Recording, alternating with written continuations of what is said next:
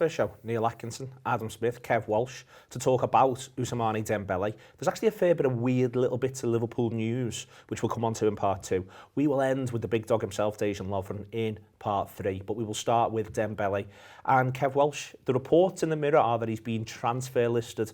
I didn't know the transfer list was still a thing. Well, we need to start getting a copy of it morning. Every single morning. Rob Gutman needs it for the Gutter Show, if nothing else. You wait for faxing it to Gutman on a directly to Gutman, actually. Yeah, not even into the office, directly to Gutman. He'll still have a fax machine, won't he? He absolutely will. I can picture him with one of those like James Bond watches, just like prints out the side, like middle of a meeting about a new bar. And it's like, sorry, hold on. Oh, is he now? All right, okay, carry on.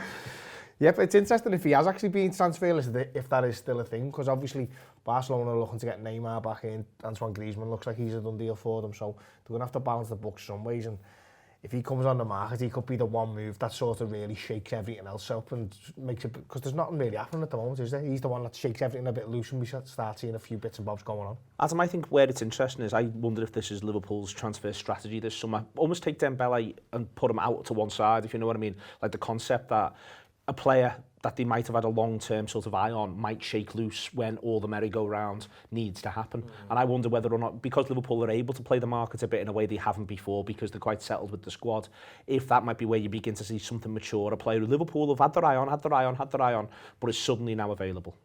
That would make a lot of sense. I don't know whether I like that, if I'm honest. You'd rather a plan? Not even a plan. I just want us to buy someone, because I'm running around at the moment like my head's on fire, like trying to figure out what's going on. I'm panicking, and I understand. Like loads of people are like, oh yeah, well, you just got to have faith in them. And I'm like, I have got faith in them. I just want them to buy someone. 12-year-old me needs somebody in there. That does make sense. We know that we know that Klopp likes him. We know that Klopp's been interested in him before, all that sort of thing. So that there's a method to that particular madness, if that's the case.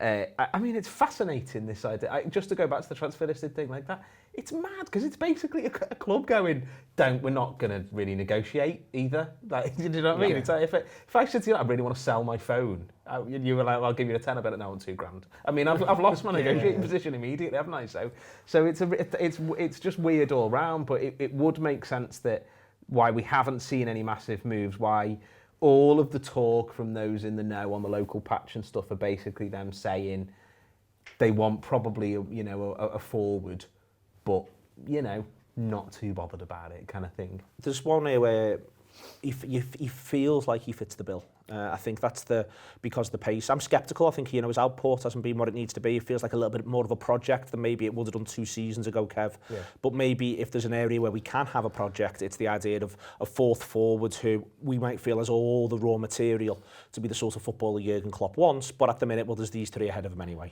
Yeah, and the thing is, any player you bring in that cover position is going to be a project, because you're not going to get a Sadio Mane, a Roberto Firmino or a Mo Salah, because if you do, they're £200 million players. So the only one of them who's even being rumoured to be moving anywhere is Mbappe.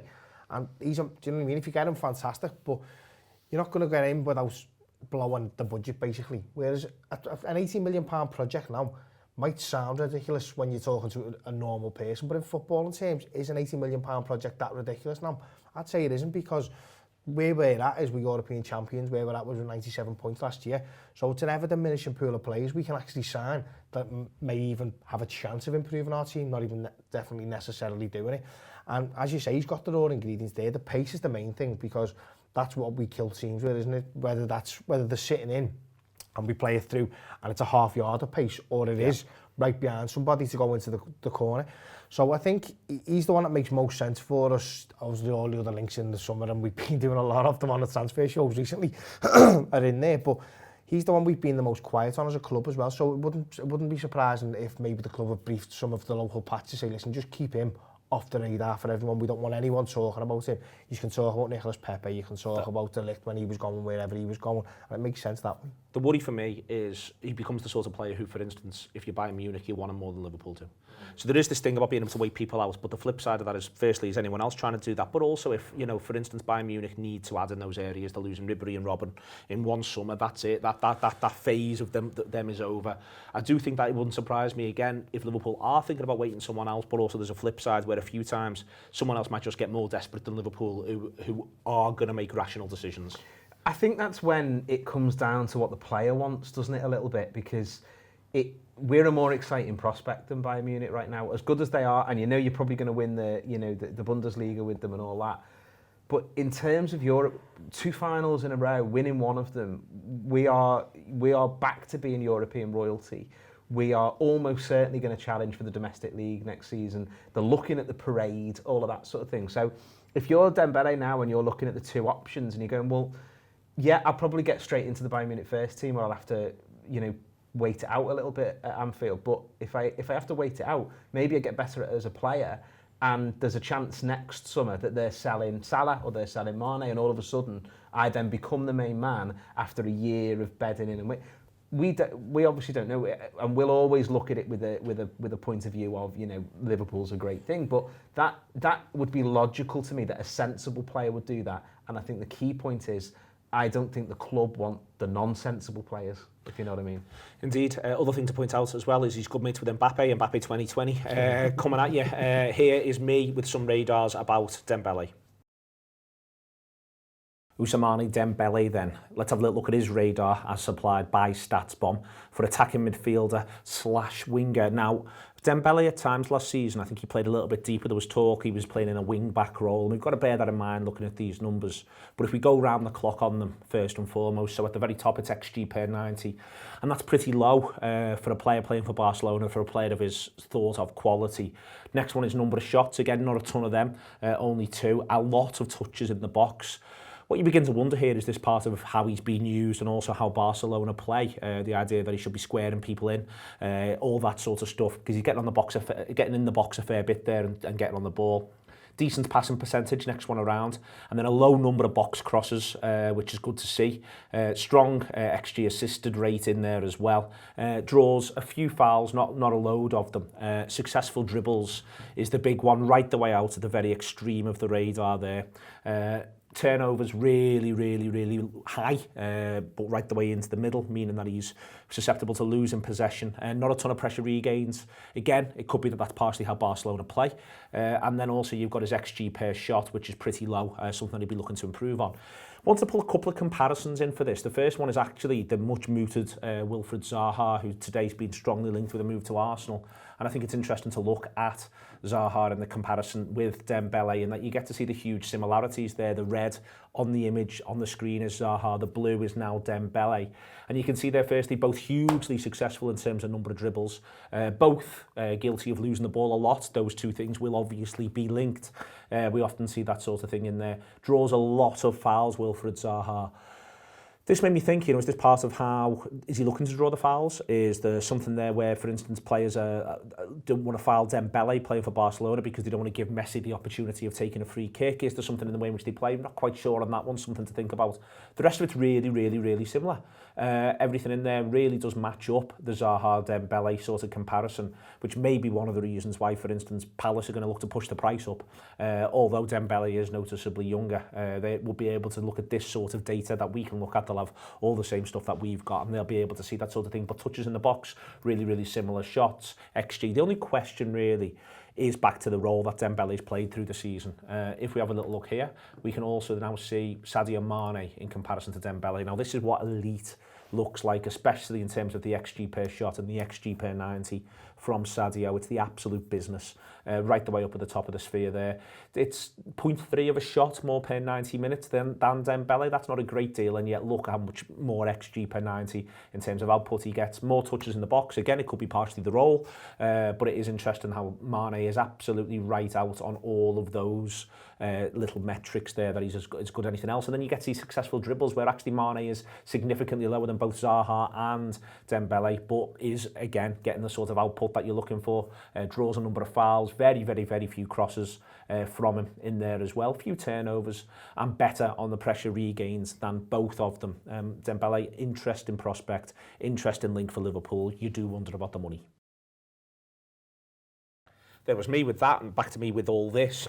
First one that hit me going through the Liverpool news, having returned from Glastonbury. Max Cruz went to Fenerbahce, but Adam, it was reported with a journalist saying that he did supposedly have an offer from Liverpool, but felt as though he wouldn't be, you wouldn't get game time and all of that sort of stuff. It's intriguing, isn't it, the idea that Liverpool might have offered this 31-year-old journeyman a contract?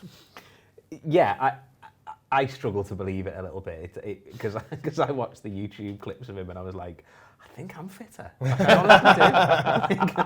I just remember thinking like that shirt is fitting him like, and he looked older than 31 as well. Like I think he looked older than me and I'm 36. So there were just a few things I was like, something about this feels more like an agent chucking Liverpool's name in than anything else kind of thing, you know. Like you know, yeah, I don't know. It just felt a little bit false dawn to me. It does seem a little bit like he's ended up at Fenerbahce. And that's what's going through your mind on this one, Kev. It's Fenerbahce, where he may well go on and do really, really well. No one ever has a clue who's going to work out in Turkey, and he doesn't. It feels like it's absolutely random. Yeah. But it could be good for him. The move over there will be good for him, but the move to Liverpool would have been even better for him had it been a real link. I would suggest. I can see Liverpool offering a player of that age and of that career journey a contract just because of the success we've had with James Milner and the need to have sometimes an older head in the squad so that they can, even if it's not necessarily on the pitch, just to bounce ideas off the younger kids, because we've got a generation, even up to Van Dijk, who's only 26, 27, who is coming into a European giant now, and he is a European giant himself, but he's never experienced that before. Now, this Cruz might not have experienced being a European giant, but he will have experienced all of the things that can happen in a football career by the time he gets to 32, and that could just be good to bounce off the younger players with. Could be someone like that in the pipeline for us. Marco Grujic has gone to Hertha Berlin. Club's gone out of its way, Kev, to act as though he's still very much in Klopp's plans, but the idea is they need him to get lots and lots of football. I do wonder if you are Marco Grujic, if your Liverpool future is very much tied up with the Liverpool futures of James Milner and Adam Lallana. James Milner, definitely. I think Lallana's in his last year and I don't see him getting another contract now. I think I can see why they've kept hold of him, and I think if you look at Adam Lallana and think of Oxlade-Chamberlain, you can create one complete player out of that. It makes a lot of sense. I think James Milner wouldn't surprise me to get a new contract, but it very much feels like if he goes next summer and Grujic has another great year at Hertha Berlin, which he's been playing really well there, then it feels like a nice natural fit for him to come across and move in. And even if he gets a year and it doesn't work out for him, we can all shake hands, he goes for 25 million quid and it hasn't worked out, it doesn't cost anybody anything. Just two things there, he mentioned the 25 million quid. The other thing as well, Adam, is Hertha Berlin was saying he's the best midfielder ever to play for Hertha Berlin at times last season. And Liverpool supposedly liked the fact that Cardiff wants to keep him, Hertha Berlin wants to keep him. But the 25 million thing, it does sort of make me think Liverpool, with Grujic, it's cynical, but they may even be able to play the long game on FFP. And if they want to raise the money next summer, well, we can raise it next summer. Yeah. I think there's definitely something in that with the way in which they're using him. Yeah, I think so. I mean, I've seen Hertha Berlin. I went to the Berlin Stadium on a stag do a few years ago, and they are rubbish. So I don't, like, you know, there's only so much you can take. He didn't have Super Marco Grujic then, no, mate, did he? No, that best midfielder to play for them. I'm not shocked he's the best midfielder to play for them. There is a long game thing going on here, I think, and in every sense, including the idea of, you know, the Milner, Lallana, blah, blah, blah thing, although I think the year is going to be 2025 and we're still talking about it being Lallana and Mignolet's last year in Liverpool. So that would make some sort of sense that they've just got that burning away in the sense of, I think we've got to be very, very clever at the moment, because obviously Liverpool's owners and the hierarchy and everything else will be constantly saying to UEFA, what's going on with Man City and the FFP thing? And if you're doing that, you need to make sure your FFP is squeaky clean and all that stuff, isn't it? So if they've got something there, we go, but we've just sold Marco Grujic there for 25, and that sort of does right out off the back of nothing, you know, because he's the best midfielder here I've ever seen. Alan is extended with Fluminense. Never seen him play. We're never going to see him play. It's crazy. Feel a bit sorry for him. There was a point where Klopp really liked him publicly. Adam, you know, he's coming out saying, I'd really like to get this lad playing. You just can't see how it ever happens now. He, I think, is the best midfielder that we've never seen play. The amount of people raving There's a few about of them, him. isn't there? Yeah, but everybody, I mean, I remember when we signed him, everyone was raving about him, then it was like, oh, he's going on loan, we're keeping him, we're keeping him, he's brilliant, can't wait till he gets his work permit. I don't know what the lad needs to do to get a work permit. It's abolish the Home Office. That's true enough. Well, that could be true in a lot of circumstances around the current Home Office, but we won't go into that. Sturridge and Moreno have formally gone, Kev. I'm just intrigued to see where they both end up. Rumours of Sturridge to Rangers have kicked in early. Moreno, rumours with Villarreal last week, but I don't think anything's been decided with him yet. Just a lovely statement from Moreno as well. Just really nice, I thought. Yeah, well, I think he, at the end of the last season, was a little bit downhearted, as you probably would be, and he was kicking up a little bit of a fuss, and there was a couple of little stories come out saying he was unhappy. Obviously, you've seen him with the European Cup at the end of the season. He's obviously just knuckled down and thought, well, I'm here for the 12 months, I might as well enjoy it. So he's done that. With Sturridge, I think it's a little bit more interesting. I don't see Rangers as his level. at all. I think he'd rip it up there, but I think he'd just be almost bored. Bored, But it's I suppose for Sturridge, it's as much to do with whether his body can take playing at a higher level in Scotland anymore. And if it can, I think he should do, because he's a great player when he's on form. Danny Ings formerly goes to Southampton as well. Interesting to see, for instance, Milner tweet and say, you know, great fella, all of that sort of stuff. You do feel as though there's a genuine fondness for Ings inside the club. And it's another one where you really do wish him well in Southampton. I think it'll be a tough place to go next year. Yeah, I completely agree, and that the little video they released of announcing that player with the train going past, have you seen that, and Klopp in the plane with the binoculars? That was great. Yeah, I'm not looking forward to it. I wanted him to go down, really, because I think he's going to be a good manager, and I think it's always a tough place to go anyway, isn't it? But they're putting together a nice little team, and I think Ings is one of the players I've been most gutted it didn't work out for, really, because in his little... When we saw him in dispatches, he played well. He did some nice things. Scored against Everton. Exactly, and it was... Counts double, treble. Yeah, and it was the that constant thing of he's the atypical Klopp player, isn't he? He just never stops running, constantly closing down, blah, blah, blah. So I was really sad that it hasn't worked out, and wish him the best of luck at Southampton. Chat about Dejan Lovren linked with AC Milan. Here's me trying to do the radars. Here we go. The big dog's radar, Dejan Lovren on screen right now. It's 18-19, so it's a slightly limited number of games, as has often been discussed. He didn't get on the pitch anywhere near as much as he'd like, or Liverpool would like in the season 18-19.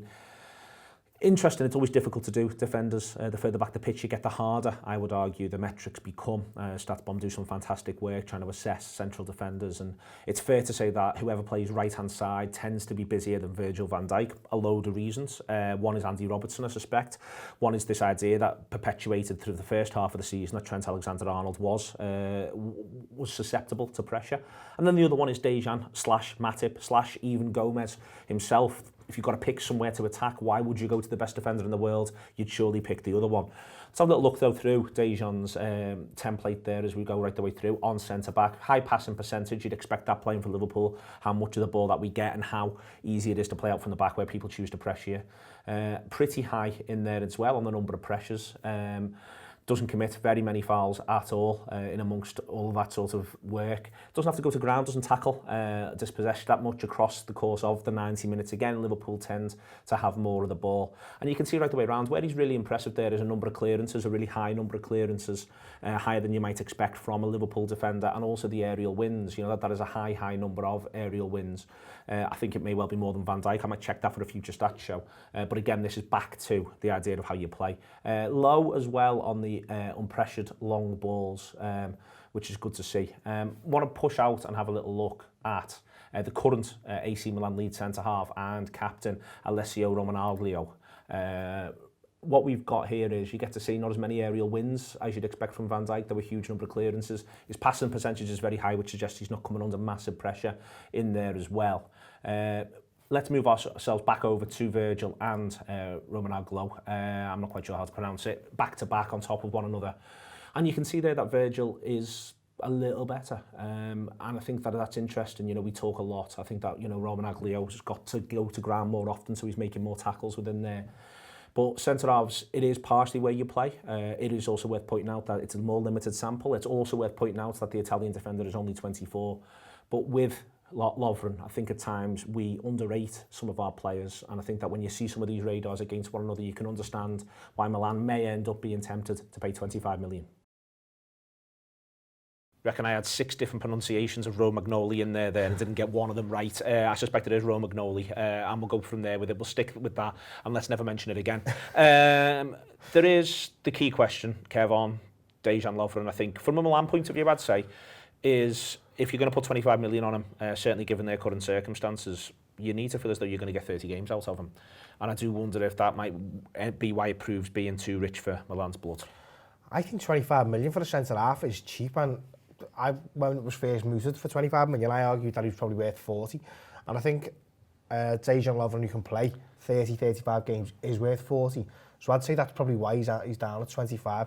This stat about him never playing 6 games in a row is a joke for somebody who's supposed to be a big rock hard centre-half. But for centre-backs in general, I think that, what I mean by that is without necessarily criticising the player, there could be any one of a number of reasons why, but if there's an area on the pitch where you don't want rotation, where you do want some consistency, it's there. We got to see it with Joel Matip at the end of the season, and arguably with Joe Gomez at the start of the season as well. Just getting the shirt and keeping it makes a difference. Yeah, 100%. And even with Lovren as well, you'd often found when he was coming back in after a break, it was like, oh, you were watching through your fingers because he was a second away from making a mistake. But then when he did get them 4 or 5 games into his legs, he looked so much more composed.